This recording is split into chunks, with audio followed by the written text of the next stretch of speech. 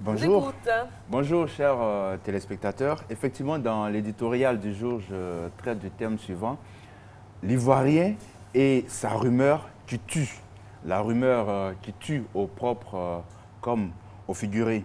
Cette semaine, des journaux ivoiriens sont largement revenus sur le retour au pays après une convalescence d'Hortense Aka-Ndui, maire de Port-Boué.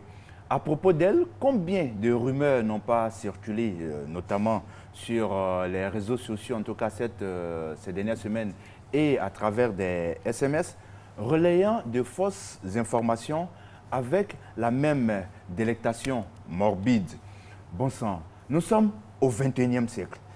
Et aucune information, même le décès d'un roi baoulé, communauté qui entretient encore le secret autour de la mort de ces rois, davantage pour régler les questions de succession. Aucune information de ce genre, dis-je, ne peut être étouffée pendant plus de 24 heures.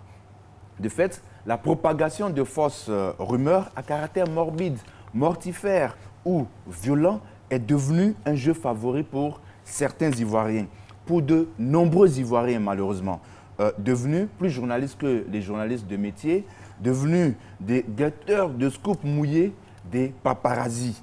L'affairage, comme on dit, qui consiste à propager des informations non vérifiées, d'ailleurs et très souvent non vérifiables, est devenu un sport national. On annonce la vraie fausse mort de certaines personnalités sans aucune espèce de retenue.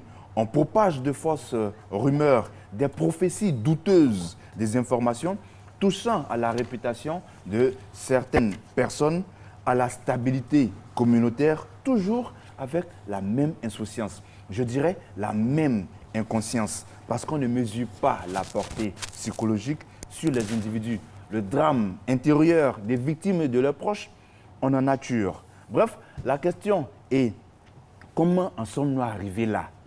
Comment et pourquoi en sommes-nous arrivés à banaliser la mort, à être si friands d'informations que nous savons manifestement fausses?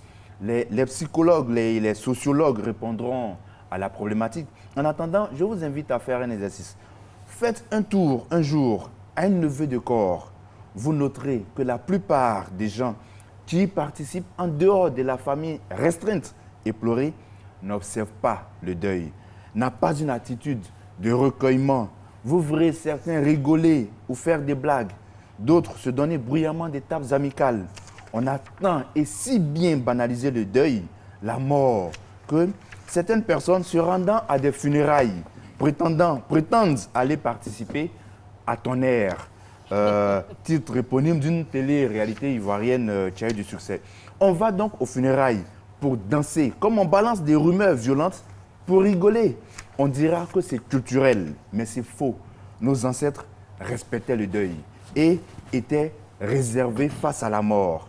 Il est temps que nous arrêtions d'avoir cette attirance pour les fausses nouvelles, pour les fausses informations, les informations mortifères, ou pour les informations mortifères tout court, parce que qu'elles soient fausses ou réelles, ce sont des rumeurs. Parce que nous, sans nous rendre compte, nous sommes en train de devenir une société insensible face à la douleur de l'autre. Il n'y a pas meilleure manière de perdre progressivement son humanité.